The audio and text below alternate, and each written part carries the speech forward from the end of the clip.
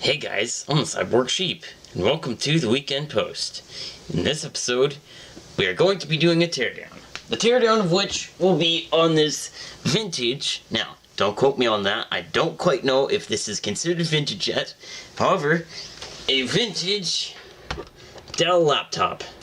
Let's get started.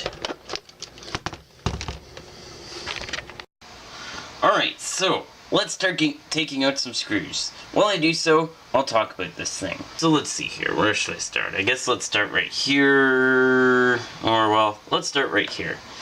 So, I got this computer a while back, and not too long ago, maybe a couple months back, probably. Hold on, let me grab a tray for screws to go in.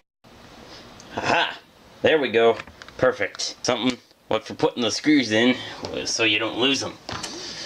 Not that it really matters though, because this thing I probably won't be putting back together. I don't have an adapter, at least an adapter that will fit. Let's see. Yeah, with that sort of, I don't know if you can see that there, but that's still a plug I don't think I have a adapter for, so really there's no use in keeping this thing around. So anyways, let's get back to that. Unscrewing. So some of you will be wondering, why don't I just buy a laptop adapter and fix this thing up? Well, first of all, it's an old laptop, and you know, old technology, it'll be slow, and there's gonna be some knots and defects with it and stuff like that I'm gonna have to fix. So I figure, why bother fixing it? It's pretty much at this point useless because it's pretty old. So I don't know, can we, aha, there we are.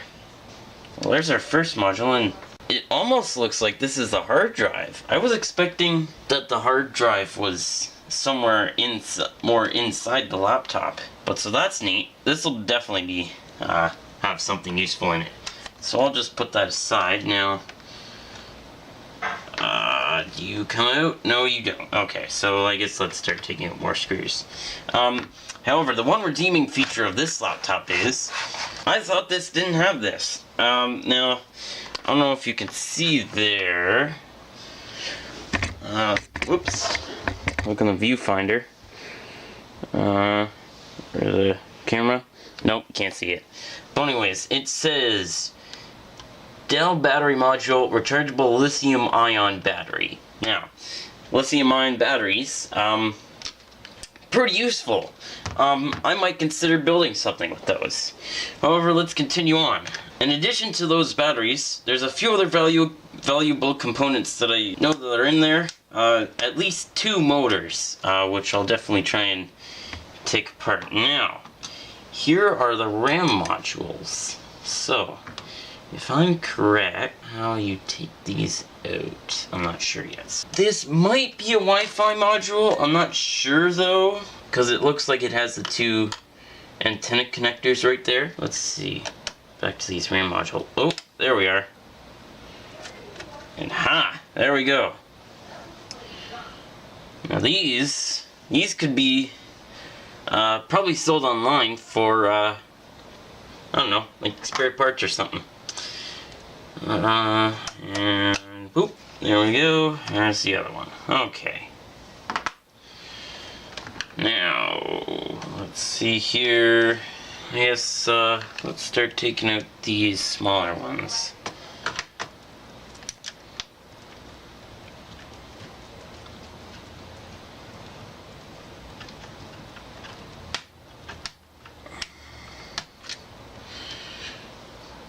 Now, let's see. Do I have a magnet anywhere? Let me go and grab a magnet. Okay, in the end of this flashlight here is a sort of magnet-y thing. So, with any luck... There you go. Screws stick to magnets. Because I think they're made of a ferrous material, either iron or steel or something like that. However, let's continue on. So, I'll take out the rest of the screws, and I'll turn the camera back on once I get all these out. Now, something interesting, and this is expensive, or it makes the this computer slightly more expensive, but it increases the longevity of it. You'll notice, instead of just having the threads, or instead of having the screws just screw right into the plastic, for the panels to access things like RAM and the hard disk and stuff like that, you see right there, there's these little golden things, and what those are is those are inserts, and they'll have threads on the inside of them, and that makes it a little bit more robust and long-lived, because threads in plastic tend to be a little bit worse than threads in metal, so they do that there, for increasing longevity. But anyways, let's continue on with the teardown. And the final screw right here. There we go. Okay, so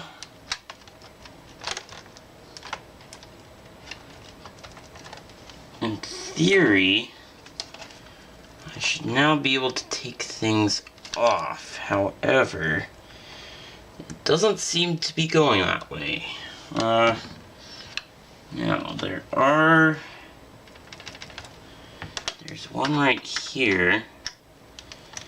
Let's see if that changes anything. If I take that one.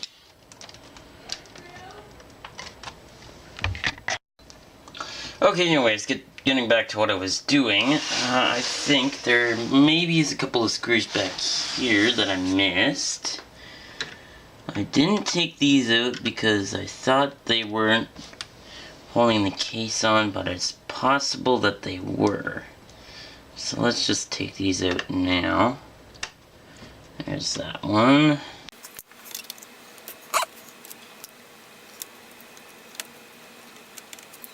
And there's the other one. And how about now?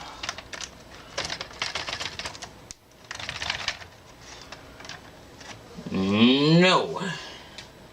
Still no. There's still one right here.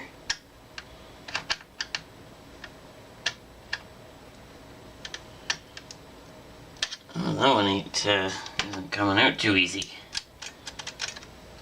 Hold on a minute. Let me just try and figure out what's still stopping me from taking the back off of this thing.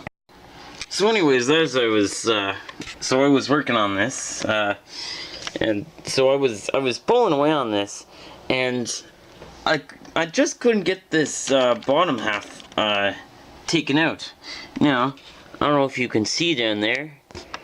Did you see those little black things down there? Those are screws as well. So it looks like I'm gonna have to take apart this screen to see if I can lift it off, and then take these two out, and then I should be able to get to the bottom. So I'll get working on that.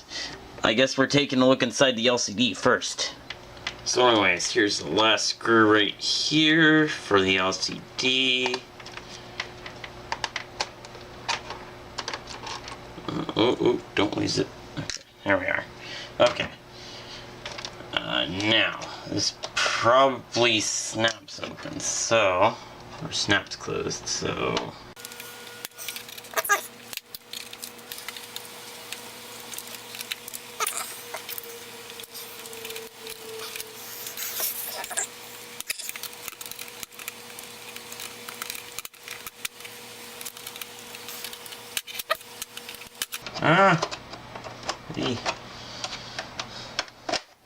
Oh well, at least it doesn't matter if this thing gets completely bustificated. At the very least, I'm not gonna use this for anything other than for parts. So this works out perfectly. Now, there we go.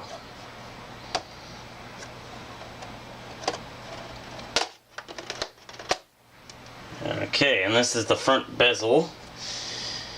And then here is the LCD. Now, let's see here. Oh, there's 2 screws right there.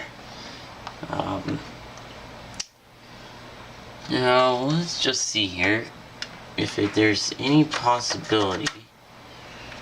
Oh, looks to be screws on the sides, so let's take those out.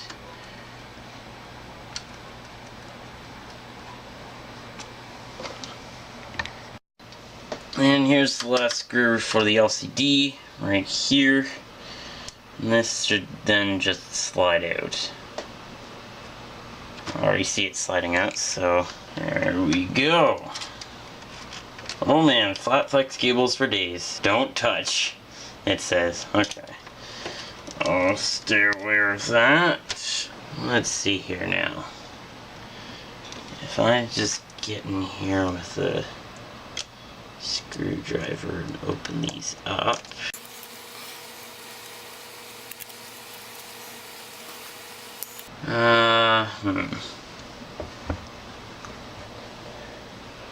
Okay then. Let me see here. Oh, ha. Ha! There we go.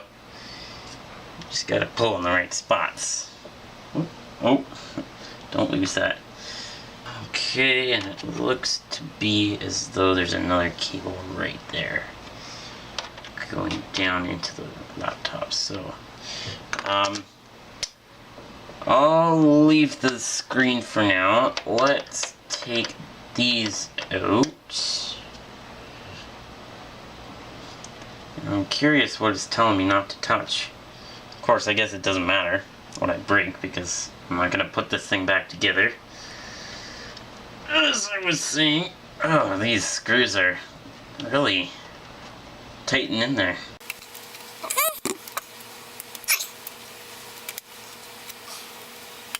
Now, there's an all possibility that this might just be the holder for the back plate, but I don't think so. And here's that.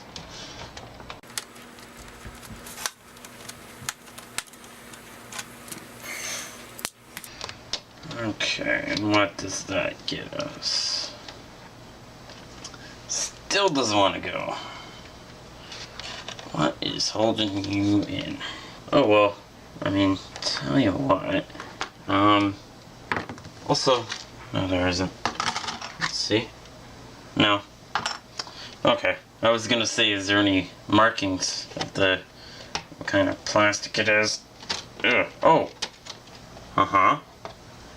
And there we go. Okay, perfect. I'll just set this off to the side there.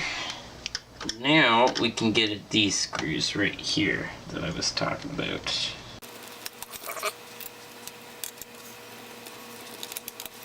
Aha! There we go. So now I should be able... Oh, come on, don't make me a liar. Still something sticking. Darn. Let me just tip this up. What is holding you in still?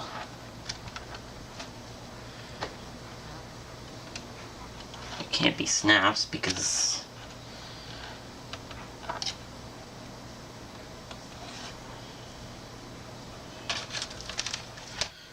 let's take this out. Ugh, there we go. Now this board is interesting actually. So you notice that little thing there? This screen here, an LCD by itself is actually kind of useless. What's in here is actually a combination of an LCD screen as well as a lamp beside it. That lamp just happens to require a huge amount of voltage. And so you'd be thinking, well, where do you get that voltage? The answer is out of this tiny little board right here. and most likely there would be positive and negative to the lamp, which would power it, and what would allow you to be able to see what the LCD is displaying. Now, let's see here. What is still holding you in? You son of a biscuit. Oh, wait a second. Hold on. If I just tip you out of the way real quick. There we go. Now, I was prying up on this earlier, and it wasn't going. Ha! There we go. Okay. Perfect. Here, no, doesn't look like it. I guess let's take out a couple more screws. Where is my screwdriver? As soon as I can, I'd like to take this cable out so I can get this out of the way. However, alright, I'm gonna keep working away, guys. I'm gonna see if I can't get the bottom off this thing. And we are out. Almost. There's just one little connector in there that's holding it in. Hold on, let me put the camera down real quick. Alright, there we go. Ha! Perfect! There we go. Oh, well, that's probably not it. It's probably under here, maybe. I was gonna say, is this the main CPU? But this is probably maybe Intel. Looks to be maybe something. This is crazy. Neat. Neat, too. Whoa, what are these? Like, Hall effect sensors or something? Oh, that one. Here. Let's see here. If I down and take you out of the equation. Oh no, you know what you guys are? Oh yeah, speakers. There we are. Okay, that's cool. Of course, this would be 4 connectors for the 2 speaker leads, so there would be audio signals coming out here. Let me move back over to the bench so I can, or the desk, so I can,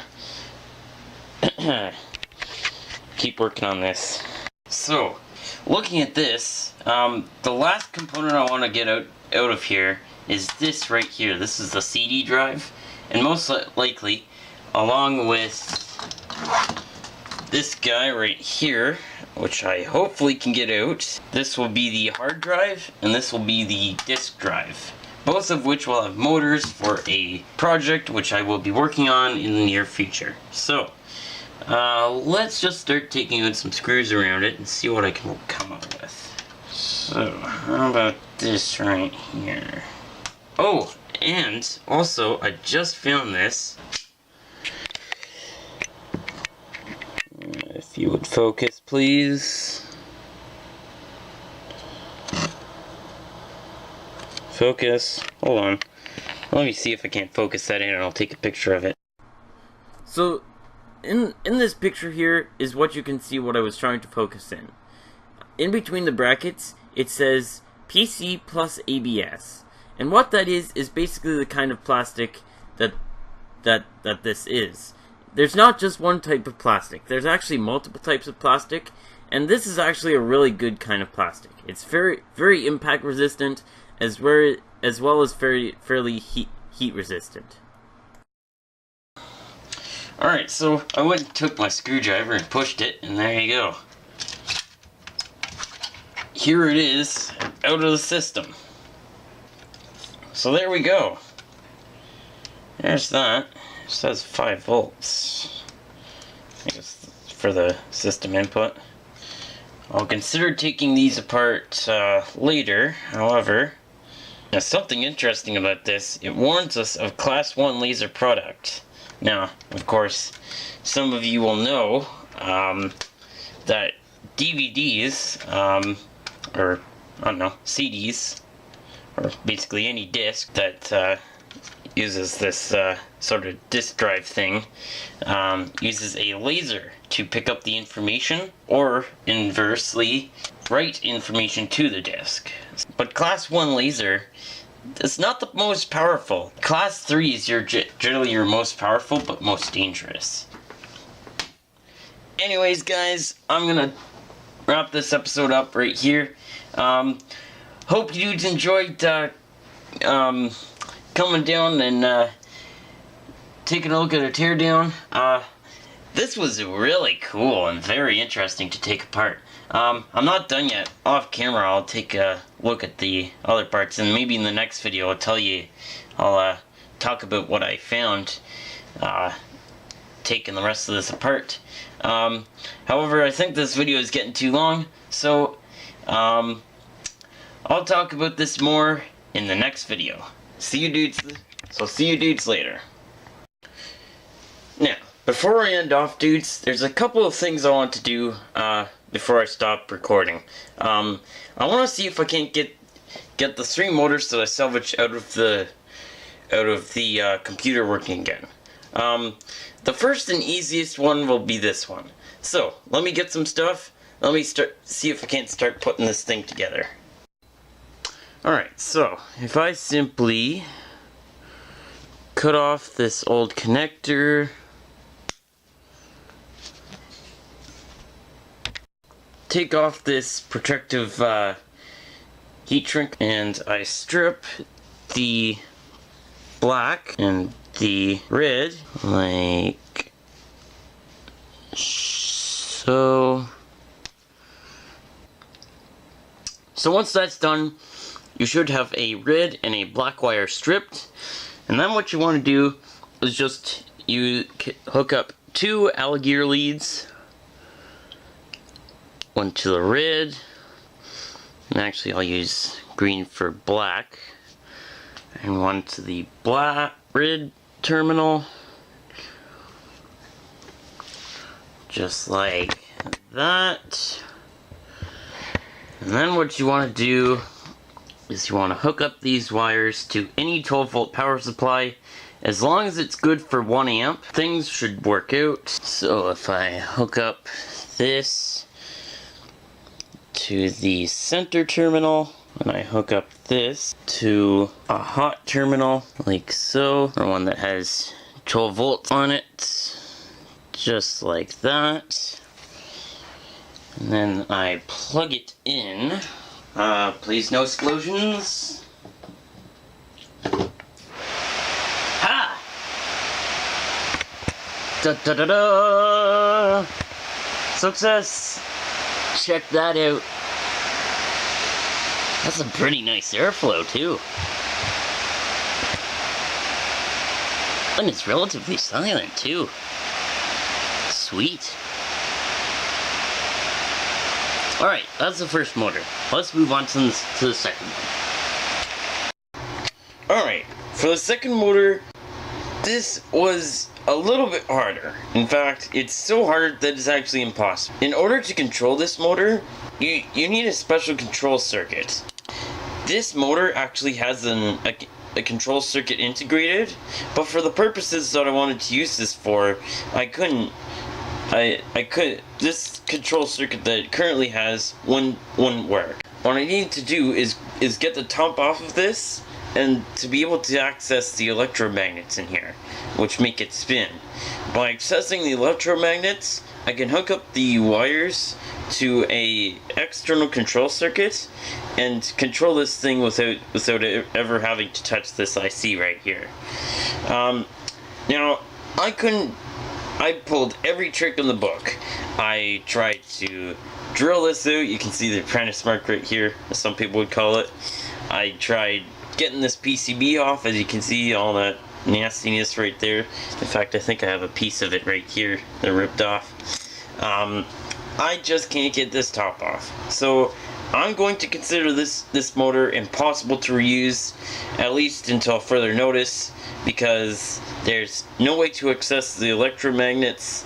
At least this kind of motor you cannot use for anything. It's impossible, it won't work. But I figured just because I salvaged it, I'd tell you about it. So yeah, let's move on to the next motor. Now, for this last motor, it's actually fairly simple. As you can see, it's right here. And very conveniently, I don't know if you can see right there, but there's three contacts. Those three contacts are the three points where we'll connect the three wires of our control circuits, and by doing that, we should be able to run this motor off of our external control circuit. So, let me get started wiring that up. So, here's the motor in action. If you're curious about the control circuits, I'll go into detail about it in my next video. However, as you can clearly hear from this clip right here in the whine,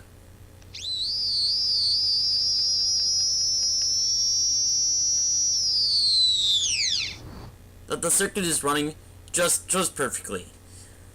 So, that's how you run that motor, and that's basically the end of the video. So, I hope you dudes enjoyed, and I'll see you in the next one.